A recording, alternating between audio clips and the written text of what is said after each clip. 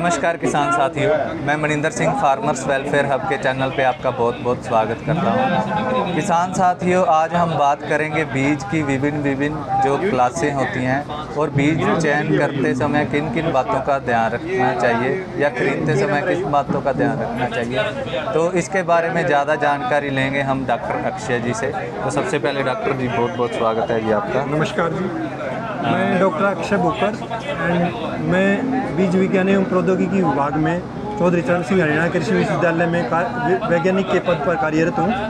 मैं आज आपको बीज की विभिन्न क्लासेस के बारे में मैं आपको बताऊंगा। जब कोई नई वैरायटी, कोई नई किस्म विकसित होती है तो वैज्ञानिक के पास उस किस्म का थोड़ी मात्रा में बीज होता है जिसको नाभिकीय बीज न्यूक्लियस सीड बोलते हैं। ये 100% आनुवांशिक रूप से शुद्ध होता है और इस बैग के ऊपर कोई लेबल, कोई टैग नहीं होता। वो साधारण एक कपड़े की थैली में रखा जाता है। ये मार्केट में नहीं मिलता ये बीज। उसके बाद उससे अगले साल हम ब्रीडर सीड बनाते हैं। उससे न्यूक्लियस सीड से ब्रीडर सीड बनता है जिसको हिंदी में प्रजनक बीज बोलते हैं। ये भी आनुवांशिक रूप से 100% शुद्ध होता है। इसकी बीज की थैली के ऊपर सुनहरे पीले रंग का लेबल लगा होता है। ये आप देख सकते हैं, ब्रीडर सीड के ऊपर सुनहरे पीले रंग का लेबल मिलेगा आपको। ठीक है। ये 100% शुद्ध होता है। ये भी मार्केट में नहीं मिलता। ये एग्रीकल्चर यूनिवर्सिटी और ICAR का इंस्टीट्यूट जिसने वैरायटी विकसित की हुई होती है, ये वहीं मिलेगा। ये बाजार में नहीं मिलता। ठीक है। ब्रीडर सीड से अगले साल हम आधार बीज बनाते हैं।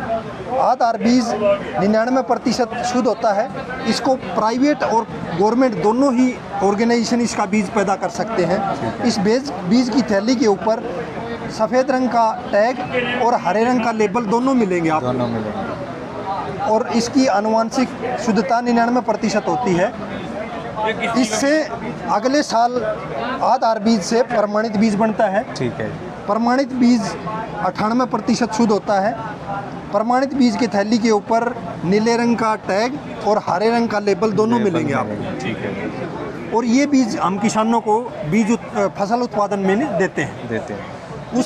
इसके अलावा एक और क्लास मार्केट में होती है जिसको TL सीड बोलते हैं। ठीक है। Truthfully labelled seed. इसमें TL सीड और प्रमाणित बीज में फ़र्क यही है कि इसको एक गवर्नमेंट की एजेंसी होती है जिसको बीज प्रमाणीकरण संस्था बोलते हैं। हाँ जी। वो इसका सर्टिफिकेशन करती है तो सर्टिफाइड बीज हो जाता है। ठीक है। अगर हम सर्टिफिकेशन नहीं कराते हैं हाँ जी। तो वो TL सीड हो जाता है। ठीक है।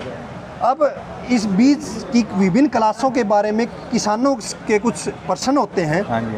कि जी TL सीड और सर्टिफाइड सीड हमें कौन सा लेना चाहिए। हाँ जी।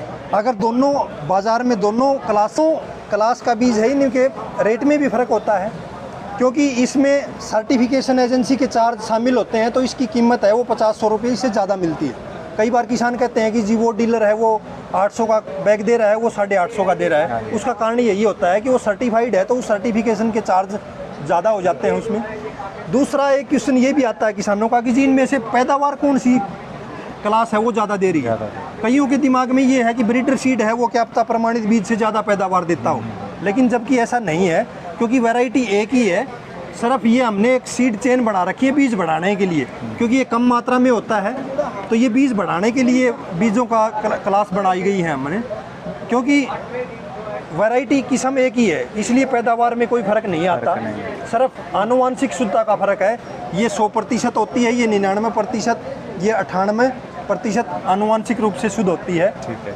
इसलिए दूसरा एक और मैं बताना चाहूँगा किसान भाइयों को कि ये जो प्रमाणित बीज है ये 9 महीने की इसकी वैलिडिटी होती है। आप इसमें देखो ये डेट होती है, 9 महीने की वैलिडिटी है। 9 महीने के बाद ये एक्सपायर हो जाता है बीज। अगर इसमें जमाव प्रतिशत पूरा है तो इसको रिवैलिडेट भी कर सकती है वो। ठीक है। बीज पर तो आप ये ध्यान देख लें, रिवैलिडेट करवाओगे तो यहाँ एक कॉलम और है नीचे रिवैलिडेशन का। ठीक है। तो किसान भाई रिवैलिडेट सीड ना ले करके फ्रेश सीड ही लें। फ्रेश सीड लें। दूसरा एक बिल भी ले लें किसान खरीदते टाइम, क्योंकि कई भाइयों के दिमाग में ये होगी अगर बिल ज़्यादा ले लिया तो GST लग जाएगा या, तो बीज के ऊपर ऐसा कुछ नहीं है। आप जो है बीज खरीदते समय उसका बिल जरूर ले लें ताकि बाद में कोई दिक्कत आए तो किसान उससे मुआवजा तक भी ले सकता है। तो ये बीज के विभिन्न वर्गों के बारे में ये ठीक है। धन्यवाद। तो किसान साथियों, बहुत ही अच्छी जानकारी जो हमें बीज के विभागों के बारे में और बीज को कैसे खरीदते समय क्या क्या बातों का ध्यान रखना चाहिए उसके बारे में डॉक्टर अक्षय जी ने दी हैं। तो किसान साथियों, वीडियो को ज़्यादा से ज़्यादा शेयर ज़रूर करें ताकि दूसरे किसान साथी बीज से ज़्यादा जानकारी ले सकें, और फार्मर्स वेलफेयर हब के चैनल को ज़रूर सब्सक्राइब कर लें। धन्यवाद।